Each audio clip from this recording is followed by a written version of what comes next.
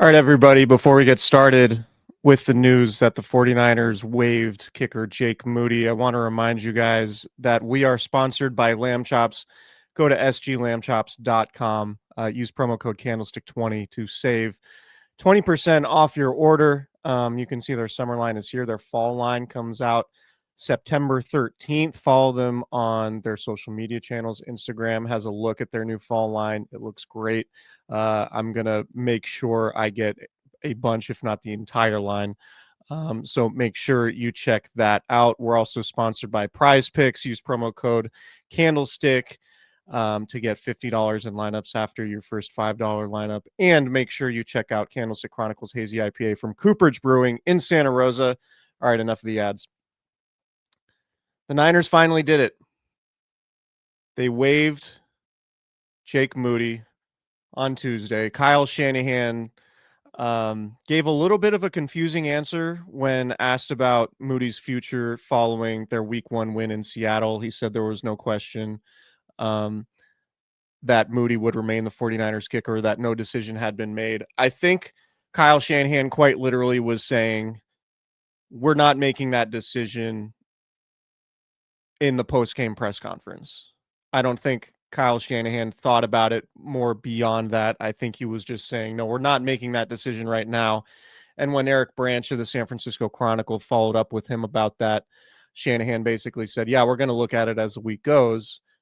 It became a little bit more ominous during the conference call with reporters on Monday, where Shanahan said the personnel department is going to look at all their avenues and all their options. And then Tuesday morning, NFL Network's Tom Pelissero reported that the 49ers are waiving Moody, the highest drafted kicker. He was a third-round pick, I believe, in 2023.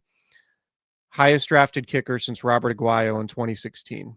And obviously, Aguayo didn't make it out of his rookie season with the Tampa Bay Buccaneers. So there is just a continued history of kickers not being successful who are drafted that high. And I would imagine that the 49ers will never draft a kicker that high again. What is there to say about Jake Moody? I think it was a combination of just the pressure being a little bit too much. Joining a team that went to the Super Bowl in his first season brought a lot of pressure. I know he came from Michigan, where they won a national championship, but there's just a little bit more pressure. It's not the same once you get to the NFL, when you have grown men in the locker room, professionals making millions and millions of dollars, counting on you to basically not screw up and cost them an opportunity at the ultimate goal, which is winning a Super Bowl. I think that's just a lot different when you're in an NFL locker room compared to a college locker room where it's a bunch of guys who you can more easily relate to. There isn't, there's no Trent Williams in the Michigan locker room, right? There's no offensive tackle who's going to the Hall of Fame, who's made hundreds of millions of dollars, who's counting on you to help cement his legacy, right? There's no Fred Warners in that Michigan locker room. There's no George Kittles in that Michigan locker room. So I just think it's a different brand of pressure once you get to the NFL. And I think for Kyle Shanahan, he had to do this. It seemed like he let this go on for probably too long. It probably, what probably should have happened was the 49ers should have let go of Moody this offseason and brought in a new kicker or new kickers to have a competition. The Greg Joseph thing, it never felt like a competition. I know they talked about it being a competition, but they released Greg Joseph relatively early in the training camp process because they had a bunch of injuries to other positions, so they needed a roster spot. That all makes sense, I guess. But the thing I keep coming back to with Kyle Shanahan, we've seen it with young players throughout Kyle Shanahan's tenure. I mean, we saw it with Trey Lance, obviously. We saw it to varying degrees with Brandon Ayuk, and just a whole lot of young players, to where if you're a young player playing for Kyle Shanahan, you have to be so attuned to the details and so good at your job to earn playing time and earn the opportunity to help the 49ers win, that he couldn't have Brandon Ayuk be in the doghouse in his second season because he's not running the crisp routes that exactly the way Kyle Shanahan needs them to be run, or Brandon Ayuk isn't blocking in the running game exactly the way Kyle Shanahan needs him to do it. Brandon Ayuk was in the doghouse. He was struggling to get playing time. He was struggling to get a role within the offense. When you have that standard for those types of players, and then you allow your team to have a kicker who's 32nd in the NFL in percentage and has made 12 of his last 23 or whatever that number was coming out of week 1 in Seattle. You're not holding the kicker up to the same standard as the other players. And that, I think, could have caused an issue in the locker room. And if I were to guess, Kyle Shanahan probably, if he didn't have the conversation with his team captains, he probably should have. But what would make sense to me is Kyle Shanahan going to his core captains and saying, "What do you guys think?" And it wouldn't surprise me at all if they're like, "No, we gotta make a change. We cannot continue to live and die with this kicker who makes 50% of his kicks and is just not reliable. We cannot wait to lose a game before making this move because we have 2+ years of evidence that he's not good enough to be this team's kicker." So I think the 49ers made the right decision. I think it was time. It was probably past due time. They probably should have got a different kicker in the offseason or multiple kickers and had a true competition. And for whatever reason, Jake Moody had a bunch of equity. Even with the new special teams coordinator, Brant Boyer, Jake Moody had a lot of equity for reasons that aren't really clear beyond he's a talented kicker who was a 3rd-round pick. And again, the highest drafted kicker since Robert Aguayo in 2016. So it was a disaster. Matt Mayoko, friend of the pod, tweeted out Tuesday afternoon, right at noon. He said he's hearing the 49ers' new kicker will not be Greg Joseph, who was with the team in the offseason and early in training camp. No official word yet who will replace Jake Moody. Matt followed it up with another tweet. If you're wondering what Robbie Gould is doing these days, well, he's busy getting his varsity squad at St. Viator High School in Arlington Heights, Illinois, ready for the game Friday night against Marmion Academy. Viator High School? Viator? I don't know. Get at me in the comments if you know how to pronounce that name that Robbie Gould coach, the name of the high school team that Robbie Gould coaches. But so it's not going to be Greg Joseph. I think the first thought that everybody had was, oh, they'll just bring in Greg Joseph. He was, their number 2 choice. We'll see what happens. I don't know what this is going to look like, but the Niners absolutely made the right decision. They need a more reliable, dependable kicker.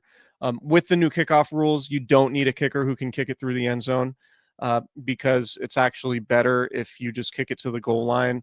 And because the new touchback rules are teams get it at the 35-yard line. So you need a kicker who can just accurately control his distance, kick it to the goal line, allow your special teams coverage to make the tackle. With the new kickoff rules. And you have, of course, the special teams coverage units. They start way closer to the catch zone. So there isn't all this momentum built up with them running down the field for injury purposes and all that stuff. So a big leg is less important these days on kickoffs. We'll see what the 49ers do. But I think a lot of 49ers fans are pretty happy with the fact that the 49ers made this decision. They waived Jake Moody on Tuesday. They play the New Orleans Saints in New Orleans, a hostile environment, down in the Bayou on Sunday. The Saints, obviously not a very good team, but regardless, it's not necessarily an easy place to go win a NFL game. Really great crowd down there, really great scene.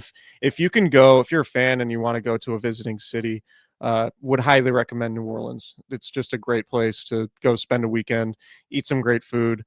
Everything's within walking distance. You don't even need to rent a car if you stay, downtown near the French Quarter.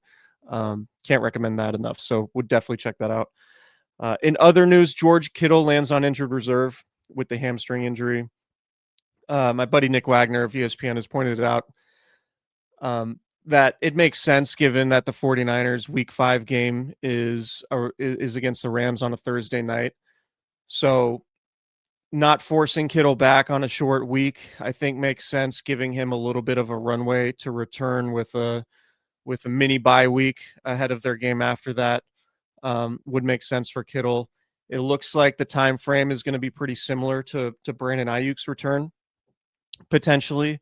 So there's a scenario where the 49ers could get George Kittle and Brandon Ayuk back from injury around the same time. So we'll see what that looks like. There will be more updates when Kyle Shanahan talks to reporters about that on Wednesday. But I think that makes sense. You go through the 49ers schedule, and I should have had this up, so my apologies. The 49ers schedule, I know they have the Saints this week, Arizona at home. The following week, the Jaguars, the Rams, and then they're at Tampa Bay. So week 6 at Tampa Bay. I mean, the Bucs look like the favorite, at least early on, to win the NFC South again. They've won it a bunch of years in a row, but these seem like winnable games even without George Kittle. At New Orleans, one of the worst teams in the league. Home against Arizona. Arizona's a young team. They're a good team, and a lot of people's picks to be a sleeper potential playoff team in the NFC. Still not sure about the Jaguars. Maybe the Jaguars are good, but at least the 49ers have that game at home. The Rams game Thursday on the road, obviously that's going to be tough. And then at Tampa Bay, that to me seems like the time when ideally, if you're the 49ers, you get Brandon Ayuk and George Kittle back, because that's probably the toughest game on their schedule, at least until they go, I don't know, to Houston. I mean, maybe going to the Rams on a Thursday night is more difficult than going to Tampa. So we'll see. Regardless, during that stretch, the Niners play 4 of 5 on the road. So to get George Kittle and Brandon Ayuk back healthy around that time would certainly make sense. And then after you have 4 or 5 on the road, you have 1, 2, 3, 4, 5 of your final 8 games at home, and a pretty favorable schedule down the stretch, including a week 14 bye in early December. So suffice to say, Jake Moody's gone. We'll see what the 49ers do from a kicking perspective going forward. I imagine there will be news either later Tuesday or early Wednesday. Maybe they'll bring in multiple players for a tryout. We will keep it locked on that. Subscribe to our YouTube channel, please. Hit the notification bell. Leave a comment. If you have anything to say, let us know. We will go through those, and maybe we'll create some discussion points or some videos down the line surrounding those comments that you guys make. And yeah, thanks to our sponsor, Prize Picks, Lamb Chops, and Cooperage Brewing. Make sure you check them out in Santa Rosa. Go to cooperagebrewing.com if you want your Candlestick Chronicles Hazy IPA. Don't have the can on me, but I do in the background. I don't know if you can see it, but it's a great can. It will absolutely do the job at your 49ers tailgate. So we will talk to you guys later. Thanks a lot.